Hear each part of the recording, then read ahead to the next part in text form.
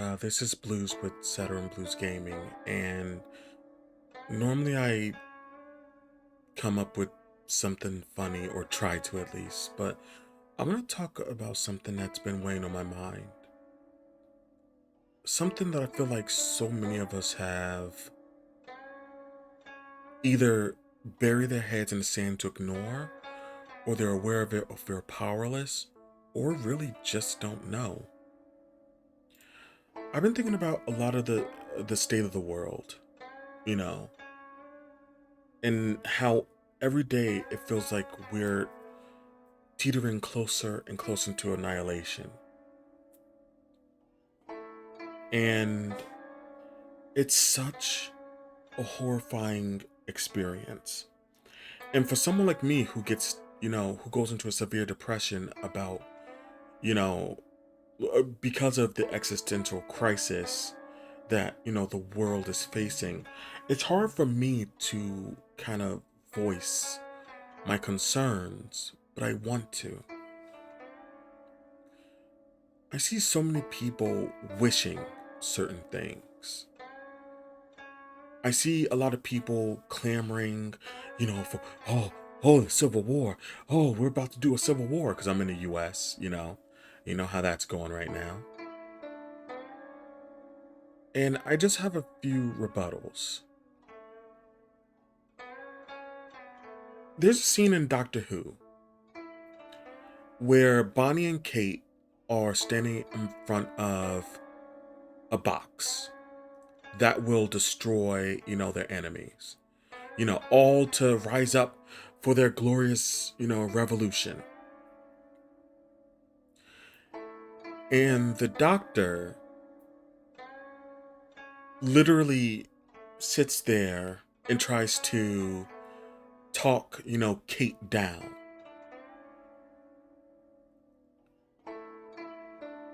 And the quote he says is this: "When you fire that first shot, no matter how right you feel, you have no idea who's going to die. You don't know whose children are going to scream and burn, how many hearts will be broken, how many lives shattered, how much blood will spill until everyone does what they're always going to have to do from the very beginning: sit down and talk."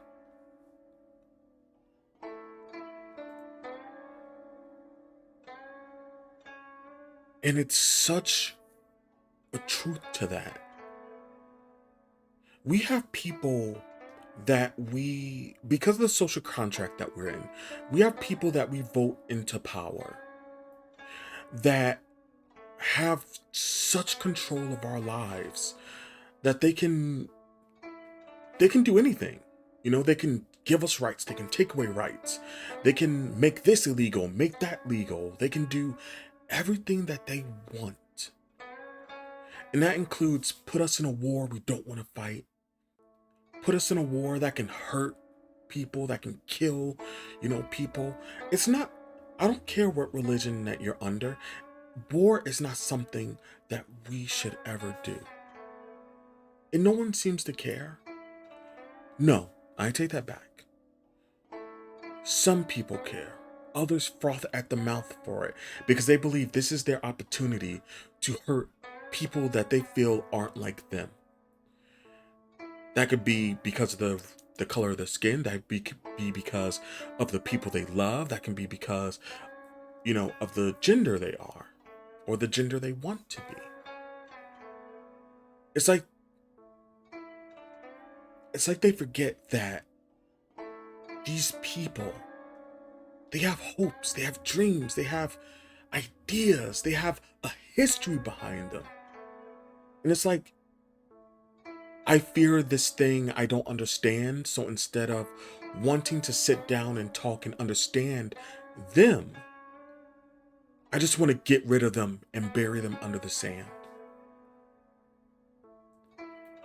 And a part of it is their fault because they don't want to understand. They need someone to blame.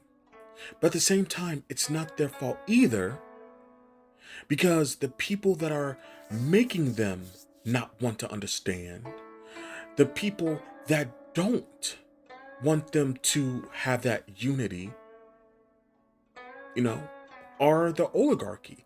And I point that out versus, oh yes, the politicians, because the politicians don't matter. They're just a face for, they're not the masterminds. They're just a face of the ideas and the ideologies that the masterminds have. And that brings me to a second quote. Now, this one, I'm going to out myself here. But when I was younger, one of my favorite movies was A Bug's Life. I love that movie. If no one's seen it, brief synopsis: a misfit ant looks for tough warriors to save his colony from a protection racket run by a gang of grasshoppers who are using the power that the ants gave them because they needed help to basically enslave the ants. The main villains the main villain of that movie, Hopper, goes, "You let one ant stand up to us, then they all might stand up. Those puny little ants outnumber us 100 to 1, and if they ever figure out, there goes our way of life. It's not about food. It's about keeping those ants in line." And that's what the oligarchy wants to do, because with their infinite wealth becomes infinite power. And with the masks that are, the politicians that we willingly give our power to, the oligarchy have their way of shaping everything to what they desire. And because we are the ants and we do outnumber them 100 to 1, they have to come up with all this culture bullshit to keep us divided, keep us segregated from one another, to make us fear one another. It's because of them that, slavery was a thing in the first damn place. It's because of them, that they deemed one type of human to be better than the other, all because they were born with a different skin color. And that's just one example. And that's just an American example. If you look, at China, you have the Uyghurs. If you look at Canada, you have the First Nations. Like Europe, if you even say or bring up the Romani people, Europeans go nuts. For the Middle East, Palestinians, versus Israel. It's like you see these options happen all the time. And it's because of people that we put in power to help protect us. The oligarchy has their way to control us. And a lot of us know this, but a lot of us feel like, oh, God gave them that power, therefore, and their riches, therefore we have to follow them because God gave us that right. Well, as somebody who follows the Bible, I'm pretty sure they say that, rich people, there's a slim chance of rich people going to heaven. Like a very slim chance.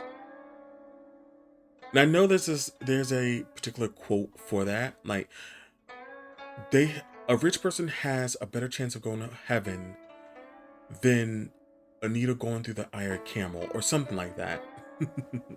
It's been a long time since I've read that quote, but my point still stands. And that's how they do it too. That's another way how they're able to do it, is they're able to pick and choose to follow in the Bible to keep people divided, it seems like in our world, there's so many ways of the oligarchy and all the bad people behind it to gain power and to keep us divided. And there's not really a way we can defend ourselves from it. And that's all because of the social contract we made. If everyone just broke down and stopped using that, there's no way they could dictate the laws. Why would anyone want to follow the laws, you know? I just, the world is a hard place, and I think what spurred this talk is I saw a picture. It was a picture of a few billionaires, and they look so happy, joyous, you know, wide smiles on their faces. Like, it all seems so easy for them. Like, they looked ecstatic even. And because I'm so sick of it, I scrolled past it and I see uh, a subreddit. It's called Uplifting News. And it was like the news when I read it a few days ago was like a little girl builds an electric blanket for homeless people to use. And they showed a picture of an homeless person looking miserable. And ain't that just telling of the world that we live in? That we that on one end we see all these billionaires happy and clamoring and successful, and then there's a homeless person. Because a lot of people don't realize we are way more close to being homeless than to ever being, a billionaire or even a millionaire. We're one accident, one cataclysmic death away from being homeless. Like, I hate to bring up another country, but in Finland, they solved their homeless crisis. Not only that, they're right now they're doing things where, because AI has been, running rampant and uncontrolled, they're doing things to how to, break down misinformation and things like that there. And a lot of other countries won't do that because that's how the oligarchy stay in control. They have to pump out that misinformation. It's the only way to keep us divided and separate. Divide and conquer. But what's telling to me is that they thrive on the pores. And I don't care what side of the fence you're on. I know what side I'm on.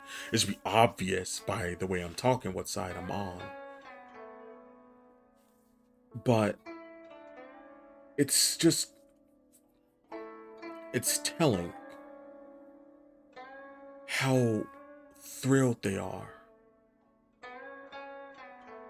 and how they thrive on people of both ends of the spectrum being miserable, all to line their pockets, not even knowing that they're going to kill us. They're going to ruin a future for the future generation, you know? Or, they're ruining the future of my nephews, of your brothers, of your sisters, your sons, your daughters, your grandchildren. They're taking their futures away. And I'm not just talking about the planet. That's a whole other thing. That's a whole crisis in and of itself. But they're ruining it for civilization in general. All because they feel that they need to keep their power, even though they have more than enough. They need to keep taking and taking and taking until there's nothing left.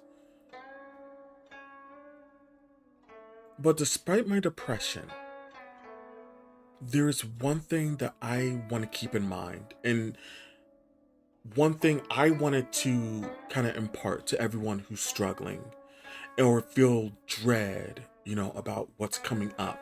And again, not only for my country, but all over.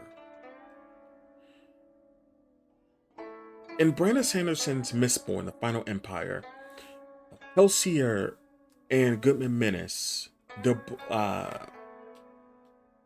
they're talking about, the Lord Ruler. And Kelsier says this: The Lord Ruler thinks he has claimed laughter and joy for himself. I am disinclined to let him do so. This is one battle that doesn't take very much effort to fight. Despite it all, despite these people thinking that they can rob, the joy and laughter and happiness from us poors, I'm not going to let them take mine. And that's why I made this channel. I want people to be happy. I want people to be united. I want to be the person Mr. Rogers always thought I could be. I'm not going to let them take my smile. And whoever listens to this, I don't think you should let them take it either. So whatever happens in the future, don't let them win in that regard. Just keep smiling as best as you can, even through the worst of it. And hopefully, soon, things will be alright. But yeah, that's all I have to say. I hope everyone takes care. Have a wonderful week. And if I don't see you, good afternoon, good evening, and good night.